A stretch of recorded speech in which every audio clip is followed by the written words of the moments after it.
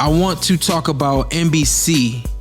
2 weeks in now, and 2 events now, and they, in my opinion, and I like to hear from you, both of y'all, if y'all have an opinion, but in my opinion, they're trying to do some really different and unique things visually with boxing, and I really dig it, which was why I was really, for the sake of words, intrigued when they called me and told me that they wanted me to be a part of the team.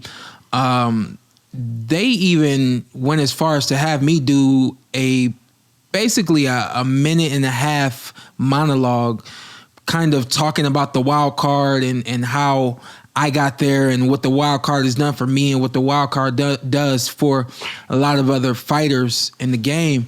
And what I found to be so special about it, again, the energy that I got today, is y'all both know me that I'm basically brand new to this, especially the commentating side of it. I mean, I think this is the most consistent commentating work I've done in my entire life. And I've been doing this kind of work since 2018.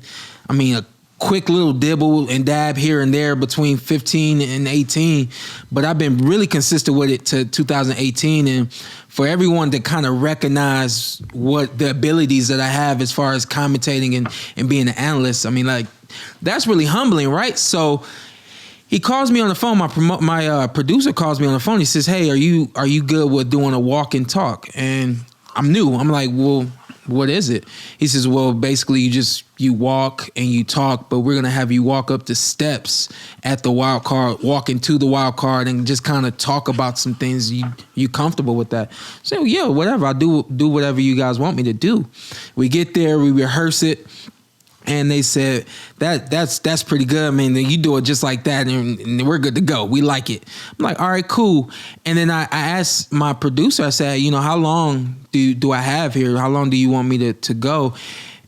He says, "Shawn Porter, you don't have a time limit." I said, "What?" He says, "You go as long as you want to go." He said, this show is revolving around you. We're going to work and go as long as you want to go. And I'm like, are you serious?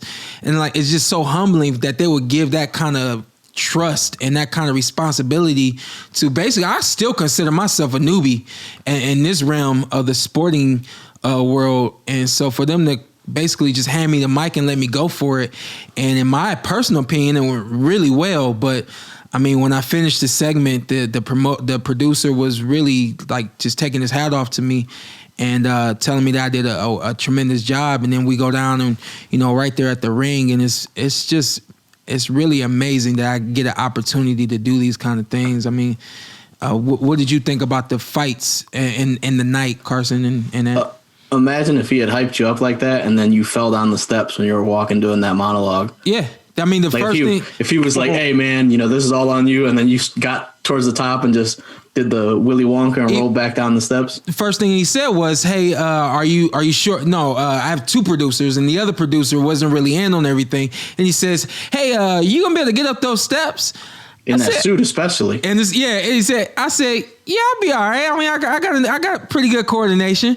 He says, "All right." I said, "Well, if I don't, we're about to find out." Hey, it would have gone viral. But no, I think what you mentioned with Ring City USA, that they do focus on doing things differently as far as visually and kind of just the production in general, which I think it's good. I enjoyed it. With the somebody, I can't think of who it was tweeting about the sound.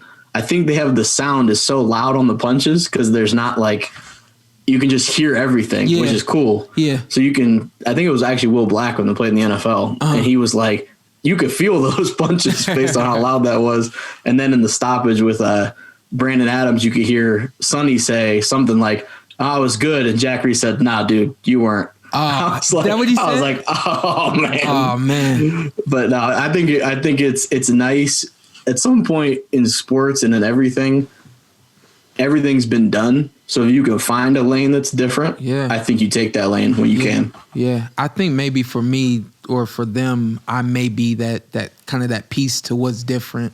I don't think that there's really been too many boxing analysts who were fighters that can really, translate what the way I do, at least. I have my own style, so I think that they're really using it and trying to make it work. Don't tell me you didn't enjoy what you saw, because I know you did. What you need to do now, hit that subscribe button, hit the like, hit that notification button. Check us out every week, every Tuesday, something new for you right here on the Porter Way Podcast.